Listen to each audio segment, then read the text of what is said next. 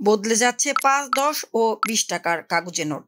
বাজারে ৫, ১০ ও ২০ টাকার কাগজের নোটের অবস্থা খুবই নাজুক থাকায় অতি দ্রুত পরিবর্তনের ব্যবস্থা করা হবে বলে জানিয়েছেন অর্থ উপদেষ্টা ডক্টর সালেহউদ্দিন আহমেদ। সোমবার সকালে সচিবালয়ে রপ্তানি উন্নয়ন ব্যুরোর কর্মকর্তাদের সঙ্গে বৈঠক শেষে সাংবাদিকদের এ তথ্য জানান তিনি।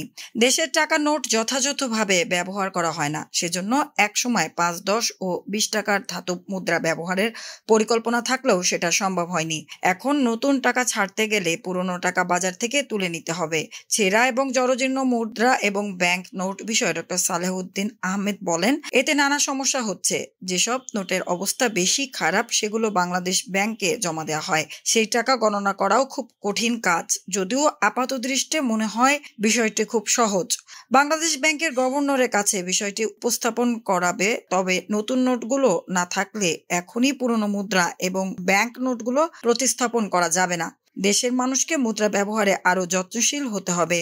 অর্থ উপদেষ্টা বলেন, বিগত সরকারের শেষ সময়ে রপ্তানির তথ্যে গরমিল ছিল। ওই সময় রপ্তানি উন্নয়ন ব্যুরো ইপিবি ও জাতীয় রাজস্ব বোর্ডের এনবিআর রপ্তানি তথ্যে অমিল ছিল।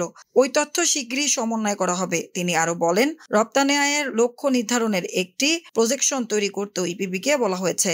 রপ্তানি তথ্য সহ বিস্তৃত বিষয় নিয়ে আলোচনা করেছি। আগে রপ্তানি তথ্য কিছু অমিল ছিল, তাদের ইপিবি শেষ পর্যন্ত রপ্তানি তথ্য সমন্বয় করতে বলেছি। যত দ্রুত সম্ভব তা করা হবে। একটি প্রজেকশনও তৈরি করতে বলেছি। আমাদের রপ্তানি সামনে কত হবে? শেষ অর্থ বছরে ইপিবি তাদের রপ্তানির তথ্য প্রকাশ করেনি, সেটা কবে করা হবে? এমন প্রশ্নে সালাহউদ্দিন আহমেদ বলেন, শিগগিরই ইপিবির বোর্ড সভা অনুষ্ঠিত হবে, যেখানে সব বিষয় চূড়ান্ত করা হবে। ইপিবি কর্মকর্তারা রপ্তানি লক্ষ্যমাত্রা চূড়ান্তকরণ এবং তথ্য সমন্বয়ে কাজ করছেন এবং বোর্ডের সভায় সব বিষয়ে অনুমোদনের সম্ভাবনা রয়েছে। জিডিপির তথ্যেও কোনো পরিবর্তন আসতে পারে কিনা এমন বিষয়ে তিনি বলেন, আমি ওটা দেখছি। ওটা আমাদের উৎপাদনকে কেন্দ্র করে করা হয়। অনেক খাত জড়িত, প্রায় ১৯টি খাত। এটি আপনারা জানতে পারবেন।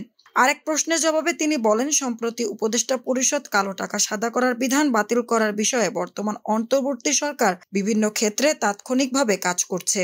বাজেট ও এডিপি সংশোধনের বিষয়ে অর্থ উপদেষ্টা বলেন, পরিকল্পনা উপদেষ্টা এডিপি সংশোধনের জন্য প্রয়োজনীয় সব কাজ করবেন। প্রয়োজনে জাতীয় বাজেট সংশোধন করা হবে। আমরা অহেতুক সব খরচ বন্ধ করে যুক্তিসঙ্গত করব। এ সময় বৈঠকে বাণিজ্য সচিব মোহাম্মদ সেলিম উদ্দিন, ইপিবির ভাইস চেয়ারম্যান মোহাম্মদ আনোয়ার হোসেন সহ ঊর্ধ্বতন কর্মকর্তারা উপস্থিত ছিলেন।